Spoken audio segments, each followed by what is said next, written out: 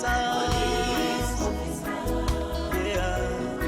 for upholding peace in our nation. We appreciate you. Yeah, police officers.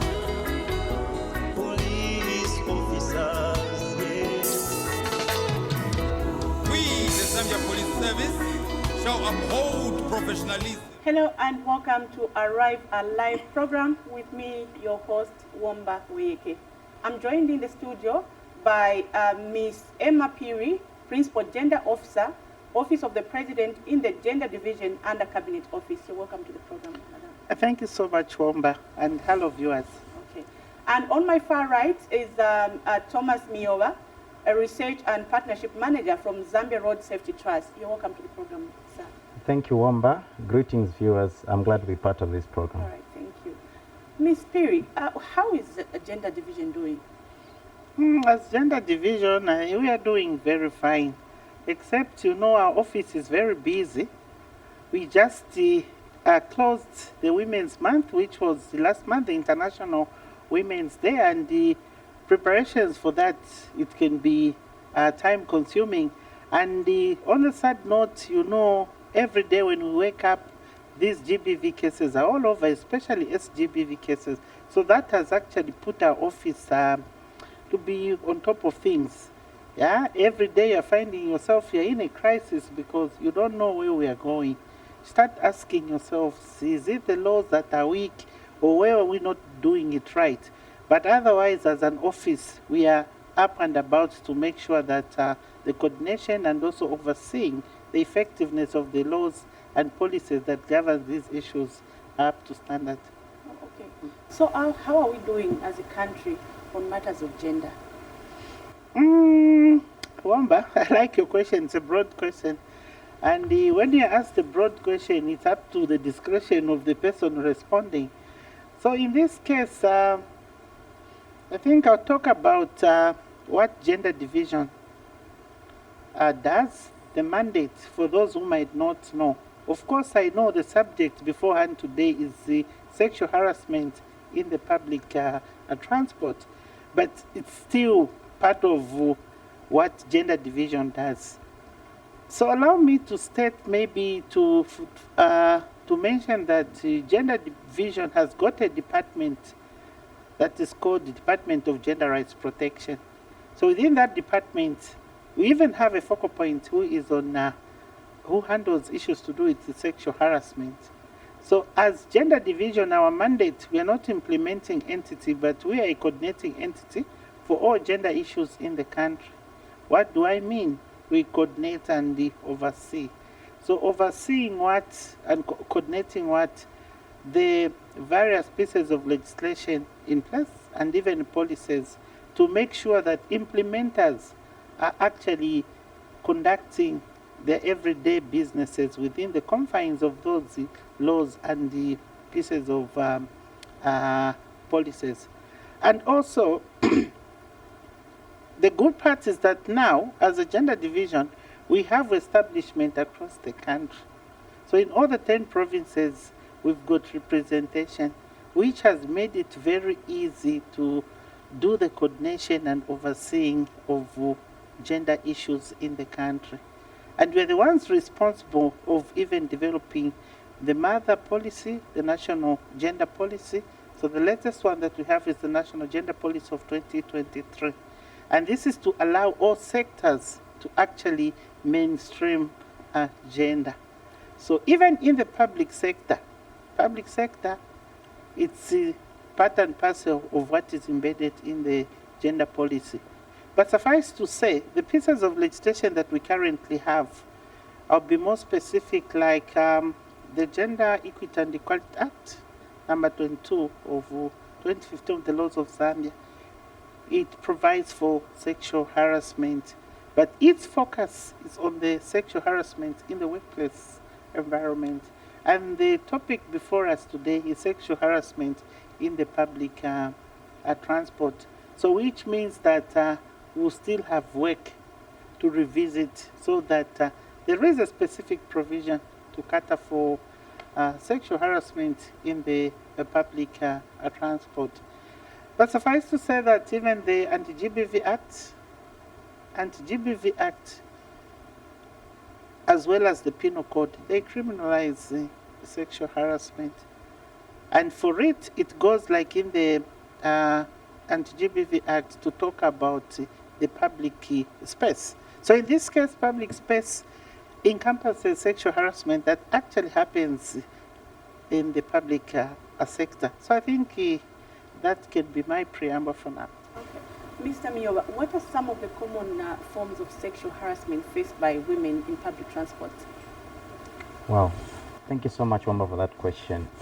First and foremost, I must mention to say this problem called sexual harassment in public transport is something which we've been silent on for many years. You know, it's something which we know is happening, but we are silent. We don't talk about it. So really, this is a wake-up call to really talk more about it. Now, when we come to the common forms of sexual harassment, there are different kinds of common forms of sexual harassment. To begin with, you have visual sexual harassment, you have physical, and then you also have non-verbal. Okay, so when we come to the visual, it's where someone is looking at you sexually suggestively, okay, be it on this public transport or when you're going to get on public transport. You know, where a person is walking, or you have what we call verbal, where someone is going to get on this public transport, they are doing catcalling, what we call catcalling, whistling, iwe kagero, where are you going, wenda kuti, such things. But you see, when you look at the society, we've normalized such, but actually that's sexual harassment, okay? And again, when it comes to physical, you have unwanted touching. Someone is on a bus, someone just put a hand on the boob. Okay, someone will put their hand somewhere where it's sexually sensitive, okay? And no one says anything. If someone tries to say something, they'll say, but you are overreacting, okay? And these are things that happen on a daily basis. Just some months ago, I dropped off a bus, okay? I dropped off a bus in Mutendere. This woman was going towards getting on a bus, and she dressed in a way that certain men were attracted. So this man started staring at this woman, okay, staring at this woman. Then he began to sing. I'm sure some people may know this song which I'm going to sing. They go like, he went like, matako, matako. So you see, he started singing that in public, and this woman, you could tell that she felt like sinking, okay? And so these are some of the common forms of sexual harassment which happen on a daily basis. Unfortunately, we've normalized them, but there are many women and girls out there who feel uncomfortable. And if they talk about it, it seems they're just overreacting, or they ask, where's the evidence? Someone told you, but where's the evidence? Thank you. All right. So the issues of sexual harassment are of concern. How much are we doing as government through the gender division? Okay. Like I earlier alluded to, that as an office, we have, yes, the responsibility of making sure that the issues to do with the sexual harassment are not left unattended to. Just recently, last month, I was privileged to have been assigned to go to the Office of the Public Protector as a resource person, where we had an orientation talk. And the main focus was sexual harassment in the workplace. So that simply shows how committed and dedicated we are to make sure that no one is a victim of sexual harassment. And for us, what makes our office unique is that in 2023, Wamba, we launched a campaign called Are You Safe? Are you safe at work, at home, at school? Everywhere the question applies, which I strongly feel even on the public transport. Like Thomas mentioned, unwanted advances. I remember some years back, those days, Kuma 90s, when I was in Avondale, transport was a problem. So if you had to use public transport, hey, it was a nightmare. You would find even as you've lined up to get on the bus, others are squeezing you, others unwanted touching, you see, all those things. And it's because people do not know that actually sexual harassment is a crime which they need to speak up and they need not to suffer in silence. And for all information viewers, I want to make this known to you. Sexual harassment is an offense. Upon conviction, you are given minimum 3 years, maximum 10 years. So you see that you don't exceed in 15 years. So you see that the issue under discussion today is not something you need to trivialize. It's something that you really have to take seriously. And even for the victims of this sexual harassment, please speak up. You need to speak up. So if you are scared or you are shy to come in person to report, because that campaign, which we launched as an office, stipulated clearly where people are supposed to report these cases. You can go to Zambia Police Victim Support Unity. You can go even one-stop center. Under Ministry of Health, we've got one-stop centers, which is a holistic approach.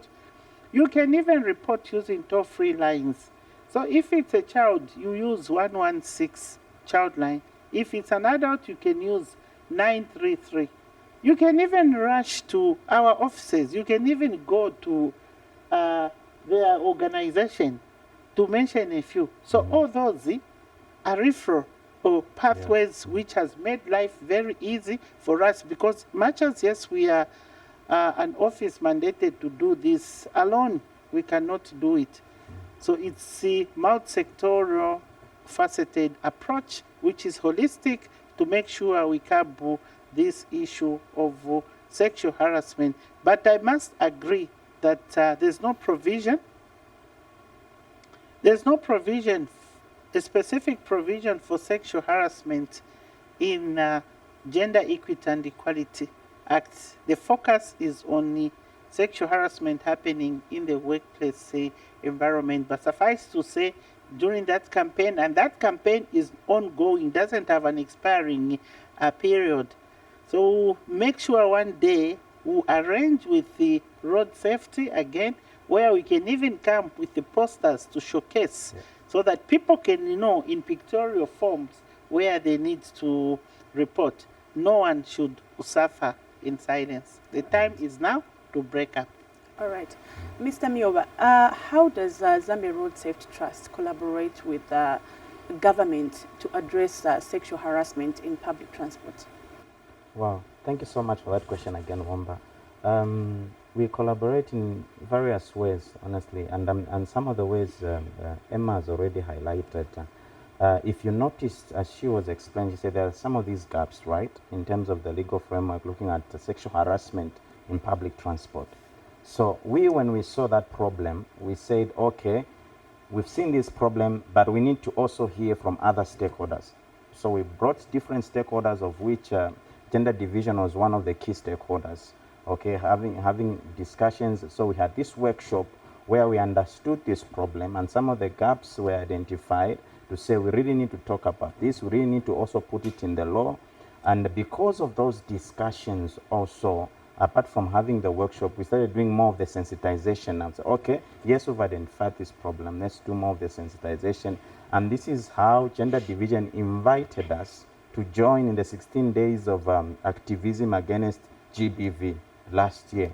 So we participated in that in the whole 16 days. We also contributed to the discussions at Mulungushi, and we were able to go in the road shows and just to talk about sexual harassment in public transport, to really partner with the government and see how this can be forged ahead. So from those discussions also what came is we said, okay, we need to do what we call a police brief, okay, which is more or less like police recommendations. So having identified these gaps, okay, how can we make recommendations so that we improve the legal framework so that issues of sexual harassment in public transport are dealt with adequately and not just talk about the workplace like what Madam Emma just earlier alluded to, so that we also talk about when someone is going to get on a bus, when someone is on a bus. Because at the end of the day, we're not just saying arrive safely. We're also saying while you're on the bus, while you're going to the bus, you need to be safe. Okay, not where some people are scared. Okay, I must mention to say sexual harassment in public transport goes for both ways, either male or female, but it's more common among women. That must be mentioned. Thank you. Okay. Ms. Spirit, the Zambia Road Safe Trust is concerned with the sexual harassment on women, especially on public transport. How are you collaborating with them? Like Thomas has alluded to, yes, we are working hand in hand. And if my memory serves me right, this is my second time appearing on air to discuss this issue of sexual harassment on the public transport. Yeah. And I'll still ride on what I mentioned earlier on, the issue of the campaign we launched. Are you safe? Indeed, we need to feel safe. Because even when I came this morning, it's the first time I'm coming to this Zanis TV. So the room where I was taken, I was asking myself, but am I safe in this room? So you see? So meaning there was some, because darkness, I don't like that. Yes. So equally, somebody who is getting on a bus, it can be on a bus, on a yango, on a whatever, for as long as it's public transport, one must feel safe. You see, you must feel safe, especially the women, like he has said. Of course, the issue at hand affects everyone, children, boys and girls, men, women. But most of the times are women. You find even though she has been murdered after having booked a yango, then she was dumped. So as an office, yes, it's a concern to us. It is a concern. We are not keeping quiet. Hence this morning, hence today, I'm privileged to be in this studio to showcase and to confirm what we are discussing here, that as an office, we are not sleeping, but we are part and parcel. No wonder I have a message. Kuli wonse wama basi kapena nikambe mchinyanja na mchibemba. Wa conductor wa basi mufanika kuziva kama kuti nkani ya chiwawa pa basi okapena payango public transport ni mulandu. Kalani na ulemu kuli bantu amile munyamula mumabasi umwana kale mwana wachepere olwazimayi olwazibambo tenti pasane ulemu. Same kuli ba driver. A driver na imwe kalani na ulemu ku bantu amile munyamula, including passengers yourselves. You see, a passenger must also have respect to the conductor and even to the driver, because alliance, there's division of labor, and we should learn to respect each other as human beings. Of course, we are born with rights, but those rights sometimes they can be controlled if you are not putting them to good use. So we heard what Mr. Thomas mentioned, persistent unwanted communication. It amounts to sexual harassment. Wankala mbasi ufuna kukumia mkazi olo kuziva vija, even that is not allowed. So for us, when somebody comes with such complaints, definitely we'll pick it up. Of course, we are not an implementing office, but we'll still refer that person to someone, because we have the referral mechanism in place that the government has put in place. So all those are evidence enough to showcase that Office of the President, and being the highest office where the gender division sits, is not sleeping. They take these issues at heart, and not just taking these issues at heart by lip service, but by even showcasing, because we have things we can point to say, no, this is in place. Why? Because we want to curb any form of sexual harassment, whether it's in the office, in the public transport. For as long as it's sexual harassment, we are saying stop to sexual harassment in the public places, because we want everyone to feel safe. Mr. Miowa, what measures is your organization putting in place to protect passengers on public transport, if there are any? Yeah. So one of the key measures that we've taken, first and foremost, is to make sure to alert the public about this first, because the public needs to understand Okay, they need to understand that this is a problem and it's affecting many people, as opposed to the silence that has been there before. We want that silence to be broken. Okay, so we've done a lot of awareness campaigns to make sure the public knows about. We've gone on radio, we've gone on TV to talk about this. If there are other radio stations who are listening to this, please welcome us. We'll gladly come and talk about this issue. It's enough of us being silent. It's time that we need to talk. So we do all those. Then we also do what we call passenger surveys, or surveys to just understand the problem, okay? Because sometimes, you know, what you may call an issue, before you actually find out from it might not be an issue.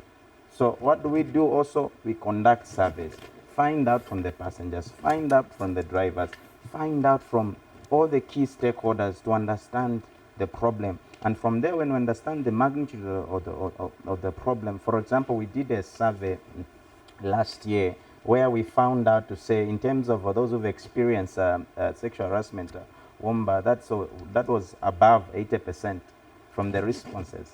And those who experience, who witness, sorry. Okay, so there are those who experience, and there's also witnessing. Because I remember even when we were conducting this survey, you'd actually witness like it was happening while you're also conducting the survey. Okay, because we are doing it in public stations. That's why we did the survey, like in strategic public stations, Kulima Tower, Millennium. So you'd notice that conductors would actually do what we were talking about. They would actually want to grab one of the research assistants. Okay, funny enough, and not knowing that we're actually conducting a survey, sometimes we'll even take pictures of that, okay, to just show evidence so that this is real and it's happening on a daily basis.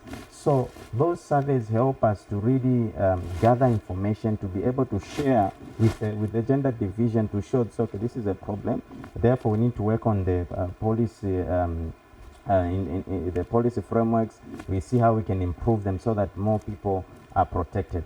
There's a number that Madam Emma also mentioned. What we do also refer people to say, call this number, 933. Okay, before there was no such number, but now there's a number. You can simply call this number and make sure someone is assisted. Then lastly, there is what we call the SHECAN tool. Okay, it's called SHECAN tool, SHECAN.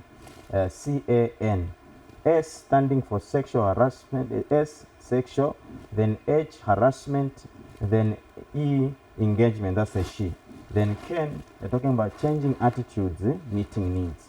That's what the SHECAN stands for. So this is an online web-based tool where policymakers, be it government, be it media like you, Womba, can go and find interventions which have worked in other countries, which have worked in other countries, similar even to Zambian settings. They've had this problem also, and they've implemented certain solutions to solve this problem. I remember there's a country which had issues of, these tinted buses where it's tinted. As a result, someone has liberty to do anything because they can't see you outside. Okay, and so in that country they said no more tinted buses, so that if there's anything in the bus going on, they're able to see properly. Then in the bus stations, they said, okay, in this bus station, there's a way we need to design it such a way that if someone stands at the entrance, you're able to see everything going on in the bus station. But if you look at the design of our bus stations now, it's not like that. You can't tell what's going on in all corners of the bus if you stand at the main entrance. Then what did they do also? They put security guards in strategic points, such as someone can't try to touch anyone or do anything while they're at that station. Why? Because they are scared to say, okay, there's a presence of security in that station. So really, the SHECAN 2 is also one of the game changer, which is a free tool. Anyone can go online, access it, and it has more information on it and how to use it. Thank you so much. Hello, we are discussing sexual harassment in public transport. We now go for a break. Join us on the other side. Welcome to Zambia News and Information Services, your media and communication hub. Need a professional space? We offer state-of-the-art studio hire for sound and film productions. Experience comprehensive news coverage and in-depth features that bring you closer to the stories that matter. Capture your moments with our professional photography services, perfect for events, portraits, and more. Looking for eye-catching visuals? Our graphic art and design team will elevate your brand with custom solutions. Host your next event with confidence. We provide high-quality conference systems and public address systems tailored to your needs. Contact us today at zanismarketing@gmail.com or call or WhatsApp 0773 809 040.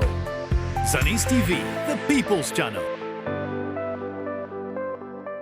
All right, welcome back to Arrive Alive program, where we're discussing sexual harassment in public transport. Mr. Miova, your final words to the viewers on sexual harassment in public transport. Okay, so what I want to mention in my last remarks is sexual harassment in public transport is a serious issue.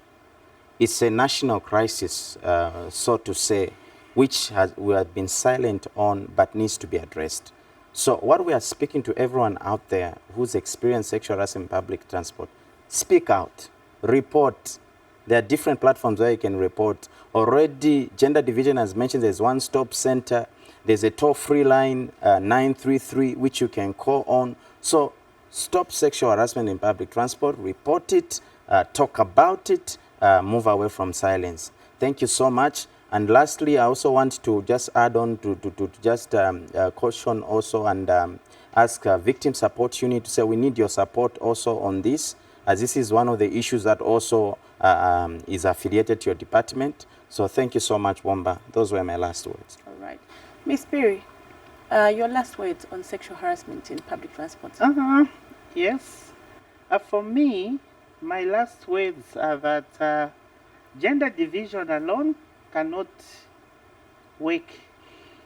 I can move fast if I walked alone, but I wouldn't achieve much. So we need the efforts of all the relevant stakeholders in order for us to curb this issue of sexual harassment. So in this case, working hand in hand with the Ministry of Transport,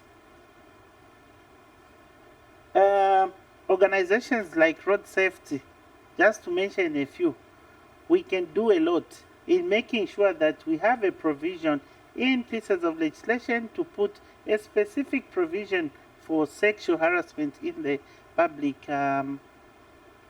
transport. And to the viewers, I'm emphasizing, let us speak out.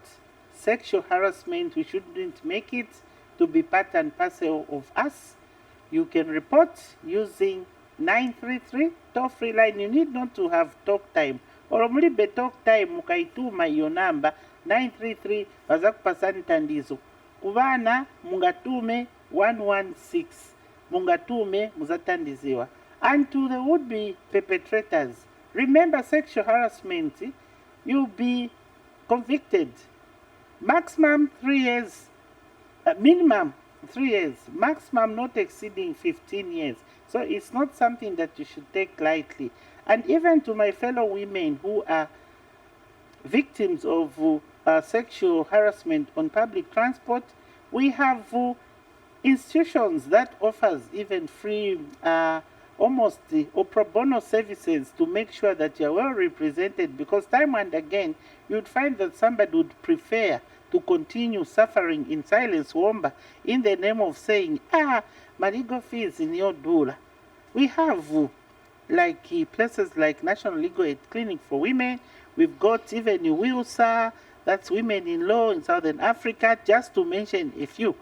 These are there to help our women, including our men, so no one should suffer in silence.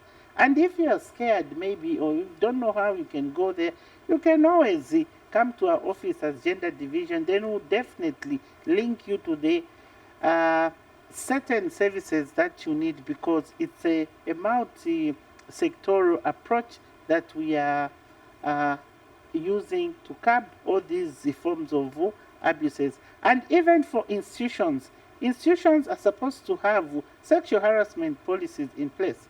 So transport, you've got an association. Do you have a sexual harassment? So with a sexual harassment policy in place, it helps even when issues to do with sexual harassment cases arises, then you know which route to take. So those are my last words to the viewers, and thank you so much Womba, for being part and parcel of this discussion, and looking forward to some more opportunities in order for us to tackle the other angle of how we can make everyone safe as we are using public transport. Thank you very much. Well, on that note, we have come to the end of the program. I had in the studio Ms. Emma Piri, Principal Gender Officer, Office of the President in the Gender Division under Cabinet Office. And on my far right, I had Mr. Thomas Miowa, who's the Research and Partnership Manager from Zambia Road Safety Trust. From me, Womba Weke, who's been your host, is bye-bye and pleasant viewing. Police officers, yeah, for upholding peace in our nation. We appreciate you, yeah. Police officers, yes. We, the Zambia Police Service, shall uphold professionalism.